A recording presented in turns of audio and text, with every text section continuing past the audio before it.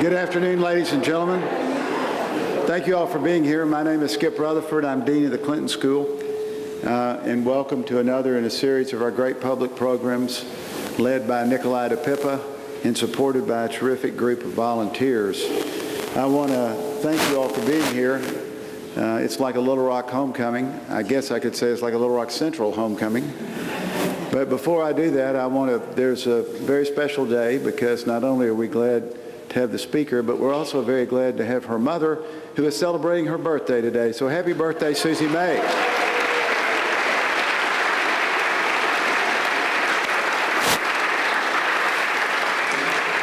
If I could ask if you turn your cell phones and other electronic devices off.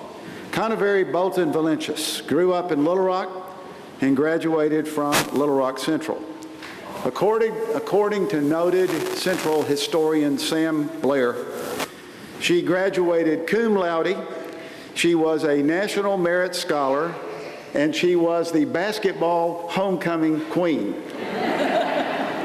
After graduation, she went to a little school where she graduated from Stanford, and then she earned her PhD from Harvard. She taught at Washington University at St. Louis and is now on the history faculty at the University of Massachusetts, Boston. She writes about environmental history, about history of science and medicine, and the Civil War. Her new book, The Lost History of the New Madrid Earthquake, brings her back home to her Arkansas roots. In 1811, 1812, powerful earthquakes shook the entire Mississippi Valley. Today, some 200 years later, many people don't even know about them, while others wonder if or when they will happen again. Her book addresses both. Please welcome home Conevery Bolton Valencius. You know, if everybody got a welcome home like this, I think we'd have a lot more history books written in the world. I am unbelievably happy to see you all, and I'm so very thrilled to be here on my mama's birthday. So thank you all so much for this invitation and this chance to talk about some things that have really puzzled me for a long time about the history of this part of the world. I'm going to share with you a passage I read quite a long time ago, and it took me a long time to figure out what was going on in this. In the winter of 1826, a noted hunter named Davy Crockett was working with his dogs and his hunting partner in the rough terrain out in West Tennessee. They were out on a winter hunting trip gathering meat and pelts. As he explained in his autobiography that he wrote in the 1830s, he was worried as he raced through the night after the dogs and the bear, not about catching the bear, which would be my concern, but about breaking his gun as he fell into the earthquake cracks all around them. Eventually, the bear he was chasing got cornered by the dogs, couldn't find a way to get away, and wedged himself down into one of these earthquake cracks, where the dogs could only harry it from one side, where the bear could get at him. So Davy Crockett crawled into the other side and came around behind the bear with his knife and got it in the shoulder and then in the bottom and killed the bear.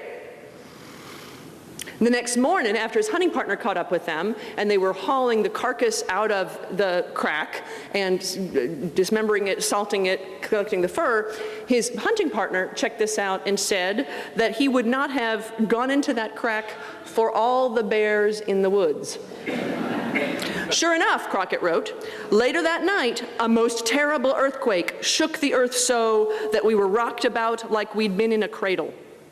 We were very much alarmed, he explained, for though we were accustomed to feel earthquakes, we were now right in the region which had been torn to pieces by them in 1812, and we thought it might take a notion and swallow us up like the big fish did Jonah. Now, what's really interesting to me as a historian of the 19th century is that I had no idea what he was talking about. But writing in 1834, Davy Crockett knew that everybody reading his book would understand about the earthquakes just like they would about the biblical reference. He didn't need to explain about Jonah and the whale, and he didn't need to explain about Mississippi Valley earthquakes. Those were both very well known. So my question is, how come we don't know about earthquakes today, right? How come this terrain that is familiar to everybody here is not regarded as earthquake territory, although we know for sure that in the past it has been? So I want to talk a little bit about how we can come to understand this hunting story of bears in the woods. Right? Why is it that an event that could be commonly understood 200 years ago could be forgotten for so long? So I'm going to talk about three different parts. One is, what happened? What was he talking about? Why did that matter? Who knew about it? What was going on then? Why have those earthquakes been forgotten? Why is that such surprising news? Why is this one of the few places in the world where the person introducing a topic on this would actually say the name of that town right? Right? Why would that be? People say, oh, Spain, you're doing this. I say, well, no, actually, I'm not working on Spain. Right? And then I'm going to end with a few reflections on a topic I think of quite pressing interest to most of us here, which is, why do those earthquakes matter today? Oh, and I want to tell you also that this slide may not look very visually impressive because it's a little blurry, but this is evidence of the best single use of research funding in my entire professional career, which was buying a tank of gas for the Piper aircraft that a friend of mine was co-owner of. Right when I was first exploring this project, I said, you know, I need to get a sense of, quite literally, the lay of the land. And he took me up. So I'm sure you have seen better aerial photographs of the Mississippi Valley, but never any that were quite so much as a personal hoot for me. So first, what happened? Why do these quakes matter in 1811-12? What was going on with them? Right? What are these things that Davy Crockett and others of the early 19th century were writing about and talking about? Again, it's such a pleasure to be in a part of the world where I actually probably didn't need to put this map up, but just in case anyone has wandered in from North Dakota, I'd like to indicate for you where the Middle Mississippi Valley is and where the earthquake centers were in 1811, 1812. I made this map a long time ago when I was trying to first figure out how to present this kind of material, and my kids were so little that there was a great deal of household disappointment that their mother was not, in fact, writing a history of pirates. But that piratical X indicates roughly the area of the epicenters. And the nice thing about this map, although it was not created for this purpose, is that the colored lines actually do a pretty good job of indicating where the earthquakes were felt and where we have reports of them from. So all up and down the American East Coast, up into Upper Canada, up north of the Great Lakes, and indeed out along up the Mississippi and along the Missouri River. So these are quakes that are highly localized in all kinds of ways, but that were felt across much of eastern North America and indeed much of its western portions as well. The effects of the quakes were most intense in the boot heel of Missouri, there, and you can see New Madrid is the very small town just at the top of that, in New Madrid County in the boot heel. On a cold night in December, 1811, people in the French-American settlements along the Mississippi River awoke to a huge roaring. They saw flashing lights. They saw lightning in the sky, many of them. They smelled bad smells. They saw the horizon darken as if with burning flame, and they felt the earth shake. They saw forests around them start to snap mid-trunk as the earth waved underneath the trees, and huge crevices opened up around them, out of which poured water, and often really warm water, and foul smells, threatening to drown people and livestock. So one of the really fun things I've been able to do in the course of working on this project is to present this kind of stuff to some school groups, and I've shown this to a group of middle schoolers and say, okay, this is from about 200 years ago, do you think this makes sense? Do you think this is an accurate historical representation? And of course they would say, no, that looks very, romanticized and overdone, and of course it is overdone, but in fact this picture is a quite accurate representation, as I take the middle schoolers through, of what people reported at the time. Every one of those aspects of the trees snapping and houses collapsing and lightning in the sky and crevices, all of that is what people saw. Now, we today wouldn't see lightning as associated with earthquakes. We probably think that was happenstantial, and there are other reasons that earthquake lights flash. But what's interesting is that this is a pretty good document of how people were describing this event in words. One of the most interesting and dramatic effects of these earthquakes were what's called sand blows, and that is when there's the soil underneath the clay underlayer of the Mississippi Valley gets shaken by intense pressure and punches its way up, making a spout that collapses in a kind of volcano-looking shower of white sand. At the time, these made great conical volcano-shaped protuberances. This is 200 years later. You can see them in the right time of growing season as white patches on soybean and cotton fields around the epicentral regions. We tend to think of earthquakes as being an event of, the earth. But in fact, in the early 19th century, especially when waterways were the crucial way that most people got around, they were a very large event for waterways. And they impacted the Mississippi River in particular. So this is, again, an illustration from later, but accurate to what people at the time were describing, of what the Mississippi River was doing. So one river traveler wrote a letter that got quoted a lot in many newspapers at the time, explaining his experiences being on a Mississippi River flatboat. He wrote, "During the day, there was, with very little intermission, a continued series of shocks, attended with innumerable explosions like the rolling of thunder. The bed of the river was incessantly disturbed, and the water boiled severely in every part. One of the spouts we had seen rising, if it had come under the boat, would inevitably have sunk it and probably have blown it into 1,000 fragments. Our ears were constantly assaulted with the crashing of timber. The banks were instantaneously crashing down and fell with all their growth into the water." He was describing what many people on the Mississippi River talked of as a booming flood. That is, in periods of very rapid high water, large stretches of riverbank can get undermined and simultaneously collapse into the river, creating an enormous loud noise of the booming flood, and also then setting up further waves that would slosh back and forth in this Mississippi River, which before the Corps of Engineers got a hold of it was much wider, more meandering, and more shallow than it is portions of it are today. So it was a really wide body of water in many places. Note, too, that some of that destruction on the river was very similar in kind to what could happen during a spring flood, right? During an ordinary flood, just more intense and more concentrated in time. And that similarity of these earthquake effects to other kinds of natural events is part of why these earthquakes could later be denied and forgotten. Who can tell whether a riverbank collapsed in a flood that was normal or because it had been shaken by an earthquake? During the earthquakes, the river did indeed, a portion of the river got uplifted, and a portion of the Mississippi River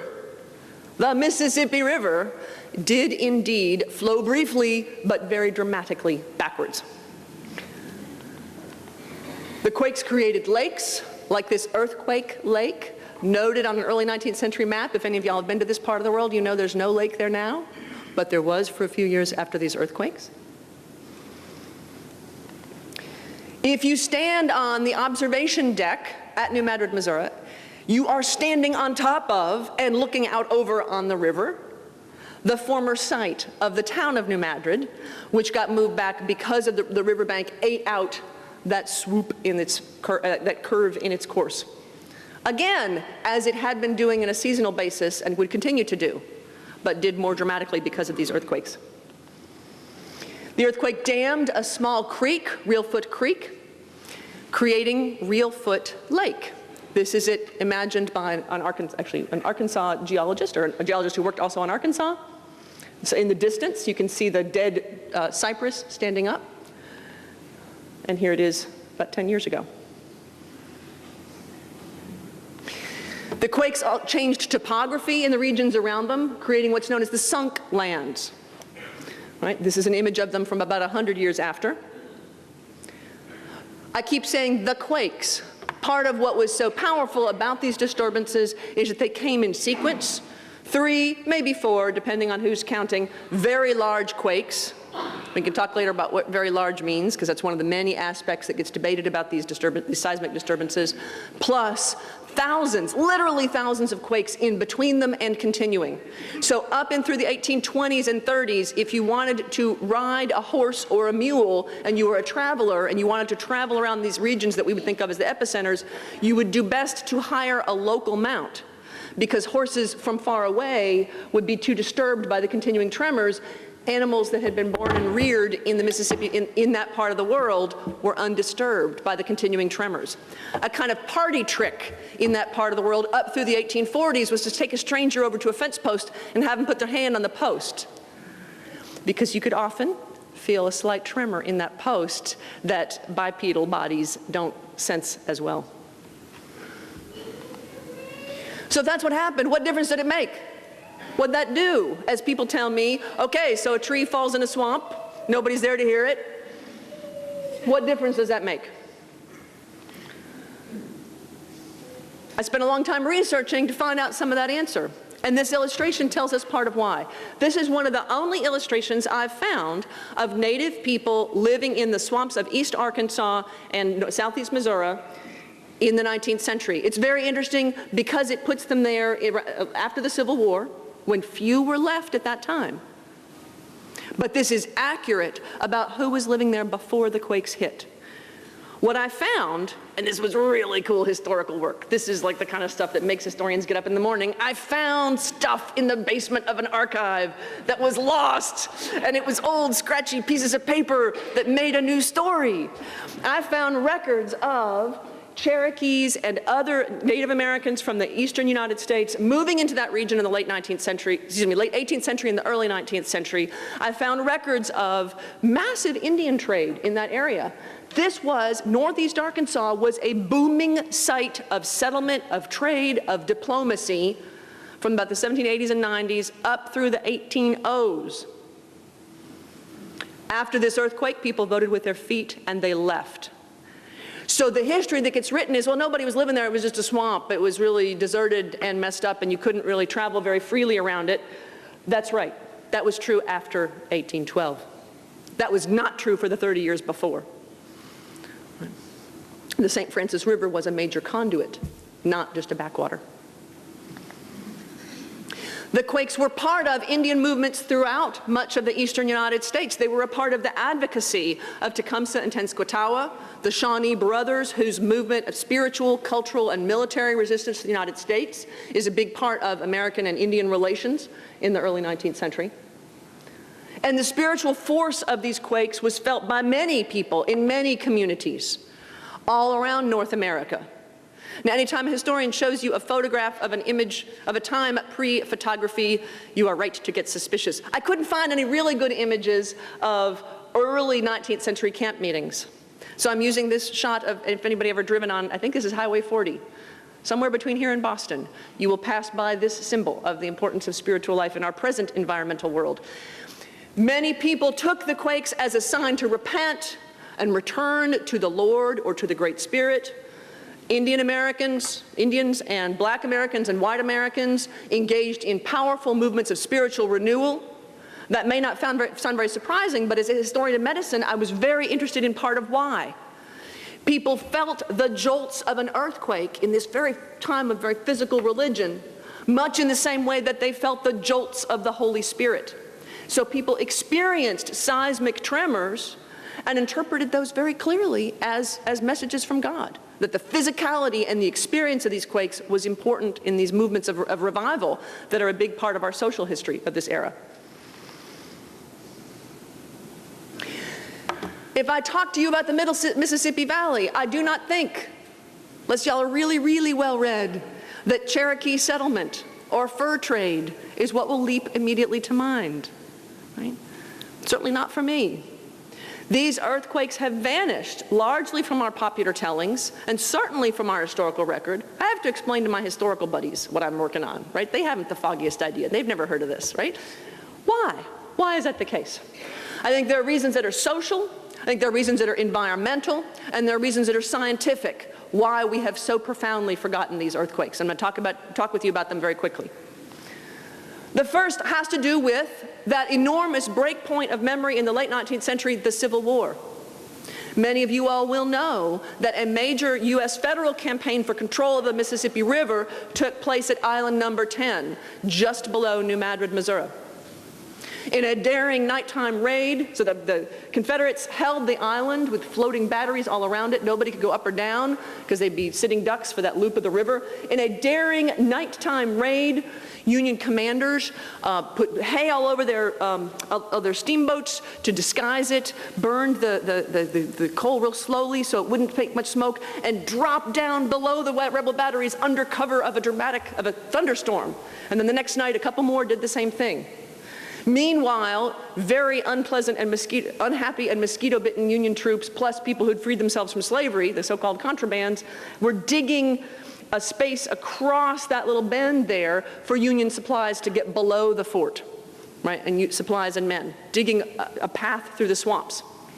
That's a story that's well known, at least for people who study the Civil War. I know it, right? It's exciting stuff. This battle for Island Number 10 is part of our Civil War history. But what's not known ever anywhere is that the reason that Island Number 10 was such a great place to have a fort if you were a Confederate is that its back door was protected by swamps, nobody could get at you, and that those were earthquake swamps. The swampland that the Federals had to saw through were earthquake terrain. This is seismic country that created the whole possibility for the Battle of Island Number 10, but that dropped out of the history. What we remember is the battle. And I'm showing you this absolutely fabulous map from 1900, far too briefly to really read it. There's a lot here. I will say it's in the book, but I know I'm going to go on way too fast for those of y'all who like maps, and for which I apologize. After the Civil War, people understood this part of the world not as a region of French and Indian and American interaction, but as a zone of racial intimidation. Northeast Arkansas was a center in the late 19th century for anti-black violence and racial terrorism. And that's how our histories got written, right? That's what people remembered of this region. There are oral histories of this region. It's about that, not about longer ago earthquakes. New people moved into the region, people with no experience of these quakes. So the regions of southeast Missouri, northeast Arkansas, and the areas around them, right, became a place of cotton culture, and white families, black families came into timber and to farm. Most Americans came to know the region right around the epicenters in the early 20th century, not because of any kind of seismic history, but because of a really fascinating multiracial union organizing effort from the Southern Tenant Farm Workers Union. Their roadside demonstration about being thrown off the land and not getting subsidies through the programs of the New Deal, they set up camp along the public roadsides where they had legal right to occupy for 3 days in order to draw attention to their plight as landless and dispossessed and quite literally starving people. Newspaper photographers from around the country came and took pictures of an earthquake region because of these arguments about economic and racial injustice, not because of other kinds of history. So for social reasons, an environmental history of seismic events dropped out of our popular history and our understanding of this region's history. For environmental reasons too, and the environment matters, and we pay attention to the environment, we often see things that we can't see otherwise. I was trying to make this case to a fairly restless car full of people 2 summers ago. Now, if you notice this slide, the front part of it is ever so slightly blurry, as if an otherwise infinitely kind and patient spouse were not quite willing to have the car completely come to a stop, lest a partner jump out and do more historical walking around. If there was a sound effect for this slide, it would be the entire back of the car going, "No, don't make us stop again for more history." In the late 19th and early 20th century, the regions where the quakes had hit became a place of timber culture. Okay, the timber railroads, particularly in southeast Missouri, to a lesser extent in Arkansas, private enterprise put in an entire network of railroads to harvest the old-growth timber, and I do mean the old-growth timber, right, that we have now forgotten about those regions. Changing the face of the landscape, changing drainage patterns, changing the vegetation. Mills changed the whole face of the landscape, and so did one of the most impressive and astounding and large-scale engineering projects of the early 20th century world, Not the Panama Canal, although the engineers came there from there, but the Little River Drainage District and the associated smaller scale drainage projects, the patchwork of them that happened in Arkansas, with which an entire dense forest of sunk land was drained and regularized through human labor, through steam power,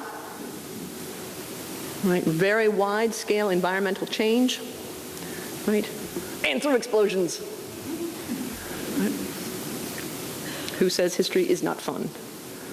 This made a swampland into highly fertile cotton country, creating in the tangled vines and downed trees of a seismic zone instead a regularized geometry still visible today, right? Cutting a new set of parameters and boundaries on the land. So for environmental reasons, earthquakes that happen in a bottomland, earthquakes that happen on soft soil, are not visible in the way that, if you fly a plane over the San Andreas Fault, there are places on a clear day where you can see the rocks offset, right? You can go to sidewalks where they're offset. You can't do that here, right? The vegetation has been changed, things grow over, soil shifts. So there are social and military reasons for this forgetting. There are environmental reasons, and there are also scientific reasons. Behold a primary source. This is a signal of one of the most interesting moments in the history of the study of earth science. And that is the moment right around 1890 when, in peer-reviewed published work, somebody took two machines for measuring seismic movement, we would now call them seismographs, in two different places and showed that they both showed disturbance at the same moment and that correlated with an earthquake that had been documented in Japan. Eureka! Now you could use machines in a box in parts of Potsdam and Wilhelmshaven in Germany, in the German states, and you could see what was happening around the globe. The development of self-registering seismic instrumentation transformed seismology. All of a sudden, you could be anywhere on the Earth and be understanding information about other places in the Earth. Seismology became a modern science with this introduction of seismic instrumentation and with the introduction of exact numerical records. Pretty soon, by the early 20th century, to be a seismologist meant to study instruments, to take instrumental readings and to compare them. So this is a picture, not, as a friend of mine says, about early and unsuccessful DJs, but this is a history, is an image of the height of scientific cool. This is a set of Jesuits at St. Louis University in the late 1920s tending seismographs, right? Taking care of the instruments that told us stories about the history of the Earth's movement. No more was the human body any kind of register about what was going on. One geologist 100 years after the quakes understood that they had happened and collected evidence about them. Here's a piece of his evidence. By the later 20th century, this piece of evidence would be much less legible than it is to much of us today. And I have to tell you, I looked at this a long time before getting what I was seeing. So first, what you see in this image, taken in 1912,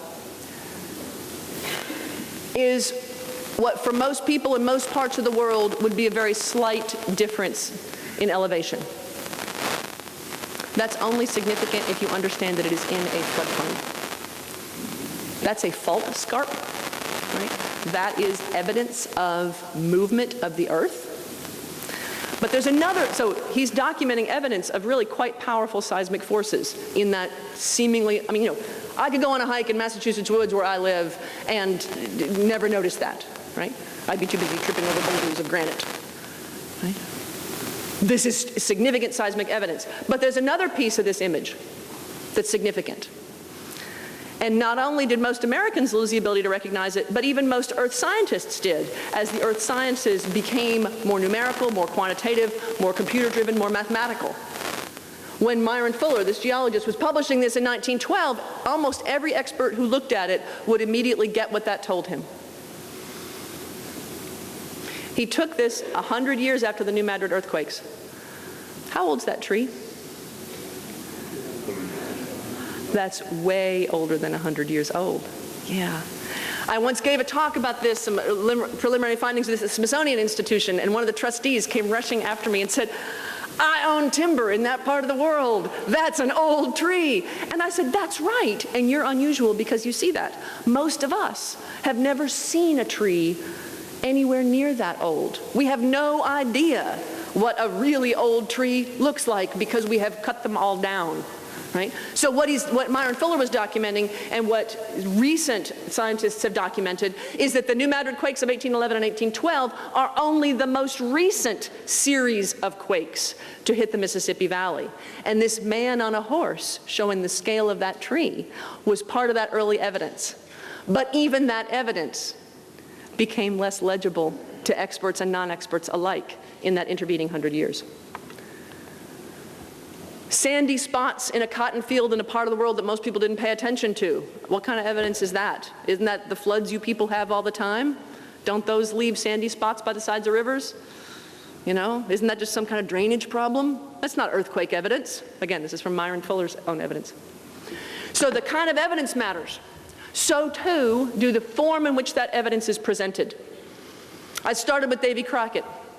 We're going to conclude with Davy Crockett because he's part of the problem. This is an illustration from Davy Crockett's autobiography. People of the 19th century made his autobiography a bestseller. Right? Really interested in what he had to say, his adventure stories of hunting bears in the woods. Never mind that he was actually quite a noted politician, right, who did actually quite sophisticated political work up in DC. But he told stories about bears in the woods, and people want to read them. They are, in fact, great stories. No self-respecting seismologist of the middle 20th century is going to pick up that book and read it for its earthquake evidence. Especially because most people, when I talk about Davy Crockett, will look at me and say, oh, was he real? Did he really exist? Right, so the mid-20th century TV show, and then the movies made from that, did exactly the same thing that his autobiography did for people of the 19th century, make him completely implausible as a source of reality on anything, right? And I'm betting right now, I would bet you $1 that every person, I would say my age and older in this room, is right now mentally humming Davy, Davy Crockett, king of the wild frontier. Yeah, these things matter. I mean, popular culture shapes the way we look at the world, right? He is not the person I would look to for scientific evidence. Okay. So these quakes happened. They had impact. They mattered to people, and I didn't go into this part, but they were discussed very widely at the time. They were known about. They were forgotten for reasons that were scientific, for reasons that had to do with environmental transformations, and for reasons that had to do with social events and the ways in which those two shape our understandings of the history of the world. They matter now because many scientists have now demonstrated not only that this part of the world is subject to a repeated series of large earthquakes over the past many thousands of years, and that we are entering the period where we might reasonably start to expect another series, and because we don't understand them very well. Most earthquakes in the world can be described by putting your hands together like this and moving them up and down next to each other. That's how tectonic plates move. Or in the really nasty ones where one goes under another, right? That makes the big Pacific tsunamis come out of that kind of what's called subduction. We're not anywhere near the edge of a tectonic plate. We are smack in the middle of one. And so what the plate tectonic revolution told us was about the movement of tectonic plates, we don't have real good explanations for precisely what would create earthquakes of that much force with that kind of sequences and those kind of recurrences. And that matters because this is not the only part of the world in which they occur, and there are large communities of people living, for instance, in northern China and other parts of the world who are subject to exactly these kinds of quakes. So they matter, but they are still hard to see. And as evidence, I want to show you this image. So when I was very first, just starting to explore this project, I did an archival trip down in southeast Missouri. Actually, I think I may have been borrowing Mom and Dad's car to do this. And I was driving back across a cotton field as the sun was setting over that agricultural terrain. And if you've been in that part of the world, you know how beautiful that is. And I looked over, it was in the very early spring, things were just starting to come up. And I said, oh, there's a sand blow. Now I know know what that is. And I pulled my car over and avoided getting hit by the 18-wheeler, and I grabbed my camera, and this was long enough ago, and I'm enough of a Luddite that I didn't even have a digital camera, and I raced to the side of the road and I took a picture of a sand blow I was seeing. I thought, I know what I'm seeing now. And then I got my film back, and it's completely invisible. Now, some of y'all who know more about photography than I do and about slanty light will explain to me why that is, right? But I could see with my eyes a white circular depression right in the middle of that field that is nowhere evident in that photograph. Yeah. Because it had to do with just how the light was hitting different colors of soil, and I didn't have a good enough camera to capture it, I suppose. I would present to you a metaphor of how we can choose or find a way to see or not see these Mississippi Valley quakes. And I would suggest to you that Cornball Tshirts are sometimes true. It matters because this is indeed our fault. Thank you all so much.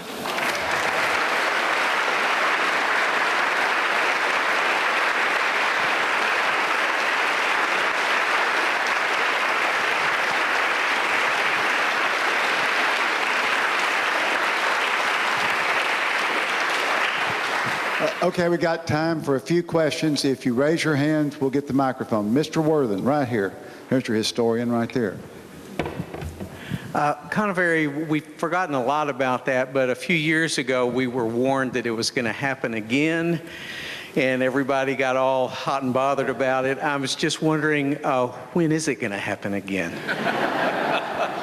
I can tell you so very much about the past, and I wish I could tell you more about the future. I'm so glad you asked that question, because indeed part of the story of why we've forgotten them also has to do with the whole Ibn Browning fiasco in 1990, where there was a false prediction of it's going to happen exactly now.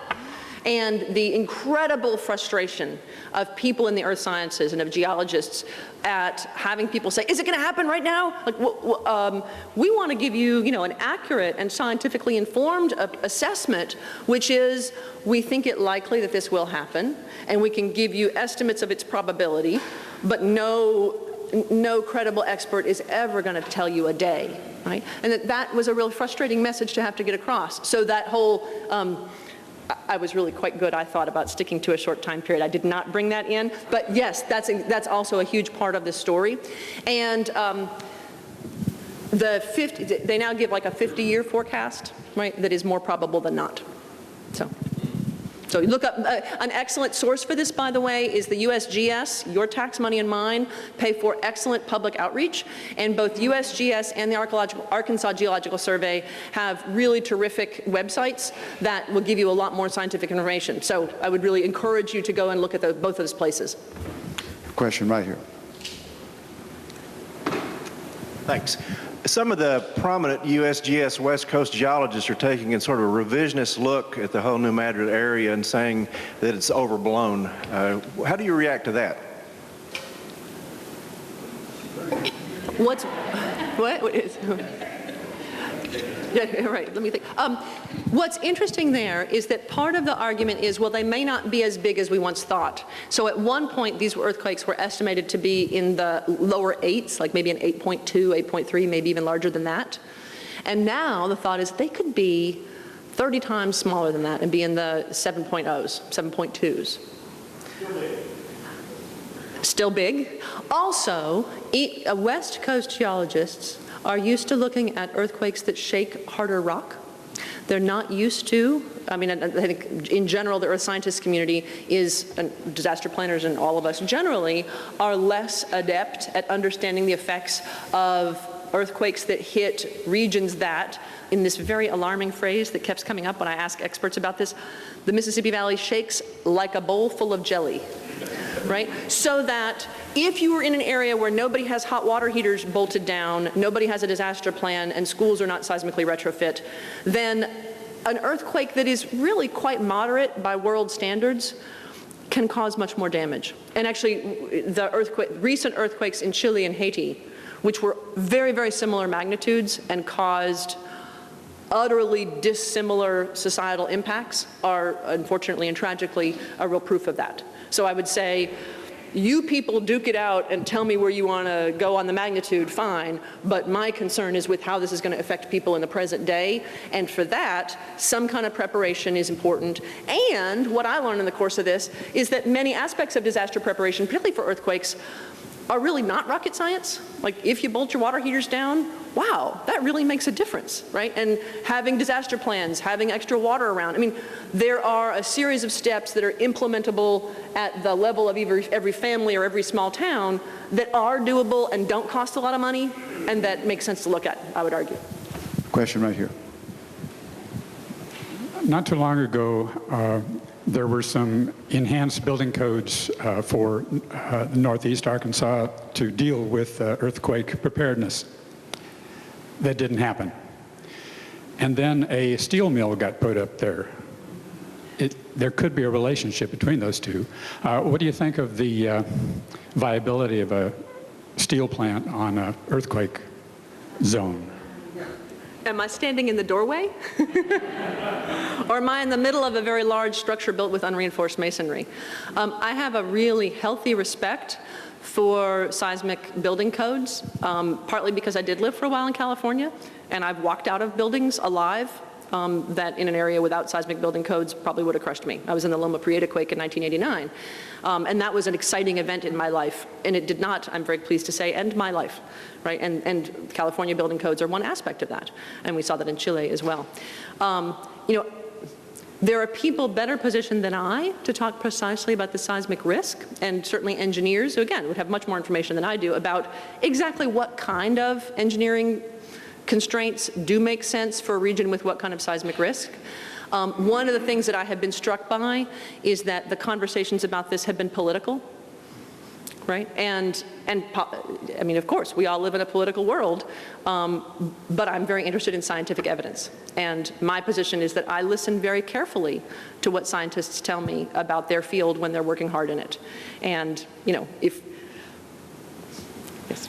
That's what I would tell my city councilor if they were discussing seismic codes. Right here on the second row. Yes, coming right at you. This is not a question, but a point of observation for your research. I'm from this area. My grandmother was born in New Madrid, Missouri, and I had the father of a friend that I had at that time. His great-great-grandfather actually saw the Mississippi River run backwards and fill up Reelfoot Lake as a child, 1811. 12. And if you got any primary source research material, she wants it. Yeah. If you got any papers on that, she wants it. And the thing is, I can help her in a lot of ways. Good. Fabulous. Dr. Ernst, go ahead.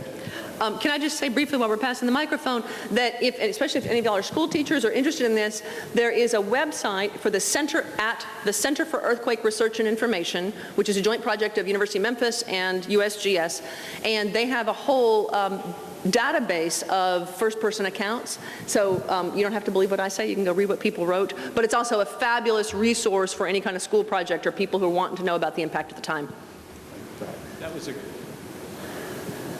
was a great segue to an observation and a question. I grew up in Greene County, in the suburb of Walcott called Laredo. And passed down from my mother on down was the myth that Crowleys Ridge was created by these earthquakes. I know it was a myth, but that was part of our family folklore probably for almost 100 years. The second thing I want to say is that of a teacher. I can only imagine that the teachers at the University of Massachusetts or Boston are lucky to have you. And what I'd like to observe is that you've demonstrated perfectly what we ought to be doing more of, and that is finding the relationships between ways of knowing and understanding our world, history, science, the variety of things that obviously you bring in it. So thank you for that, and welcome. Thank you. Yes, sir. Okay, a question right here in the front row. Actually, the geological history of Crowleys Ridge is a part of this story, that there is some argument that prior seismic activity, much before 1811, 1812, may have something to do with the Crowleys Ridge formation. So actually, that's actually an open research question. A very short question. You opened by saying in 1826, Davy Crockett hunted a bar. And then that evening, or near that evening, there was a violent earthquake. It sounded like about a 4 or 5. That was 14 years afterwards. How long did the movement? How long was the period of movement? That seems like a rather late aftershock. The tremors that alarmed people continued up in many parts of the world up until the 1850s. Yeah, but I mean, we still have tremors in that area. Yes, sir. Right? I mean, it hasn't stopped. Right here. Thank you. Do any of the pieces of paper that you have found that were written by Native Americans or others who were living in Arkansas at the time, can they, by comparison to people who were living, say, in southern Illinois, be used as a means of determining which way the majority of the energy went? As a person who lives west of the fault and roughly southeast, I'd be particularly interested in knowing how scared I should be. The standard scientific story, which I pay a lot of attention to, is that seismic waves transmit much better on the eastern half of North America than on the west. And that is demonstrated to be the case. I mean, we know that that is the case. That's, for instance, why that relatively small quake in Mineral Springs, Virginia, right, wrecked the Washington Monument, right? It transmits really well. Now, part of the evidence for the New Madrid earthquakes is that, well, people felt it in the east and not in the west of North America. Right? Well, not coincidentally, most of us who've been studying this read primarily or only English, and read only people who were writing down English. Right? There is evidence, and I don't have as much of it as I would like, right? But I have evidence from a scientist accompanying a U.S. scientific exploring expedition along the Missouri River that Indians living along the upper Missouri were discussing these tremors and trying to find out reasons for them and finding more information about them. Right?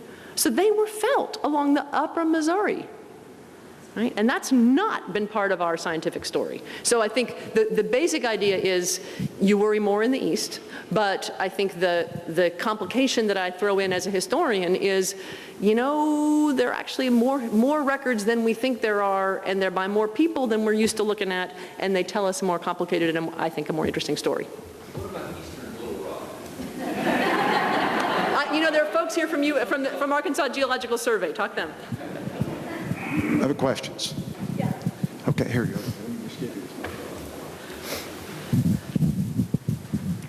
I'd like to know if you have any information or opinions about the fracking that has been going on in Arkansas.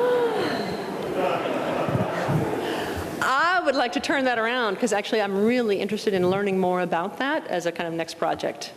Because as you all know, probably, Arkansas is the site of a very interesting set of conversations in which there's been this earthquake swarms, right, in north central Arkansas near Green Bar, near Guy, that were the first place that has really positively correlated any kind of change in earthquake, very, very low level seismic activity with the turning on or off of the injection wells for the disposal of fracking waste. Now, what's interesting, that's demonstrated, that's why there's been all this movement in the legislature about regulating fracking, right, and debates about that. What's very interesting to me is that many fracking advocates are now saying, could those earthquakes in this part of Arkansas trigger a big one, right? And right now, the answer of seismologists is no. No, they couldn't. They're just not connected enough. There's not enough power. No, that's not going to happen. What I find as a historian very, very interesting, and you'll notice that people like me always say, well, as a historian, because I'm trying to get out of like trying to say what's happening in the present day, right? But that's where I can come from, is telling you about the past. As a historian, I find it very interesting that many of the contemporary fracking advocates, some of whom may be in the room, are then coming back to say, well, look, you all were wrong about it causing low-level earthquakes. How can we trust you about the connection with larger earthquakes? Right? And that's very interesting. I mean, I think that's, it's an open question, it's an open challenge, right? And I have not seen any evidence that very, very large seismicity has ever been connected with the kind of mining activity that we're talking about. But I think that that the challenge that many ordinary people are placing to our scientific establishment is, how do we know what's what? right?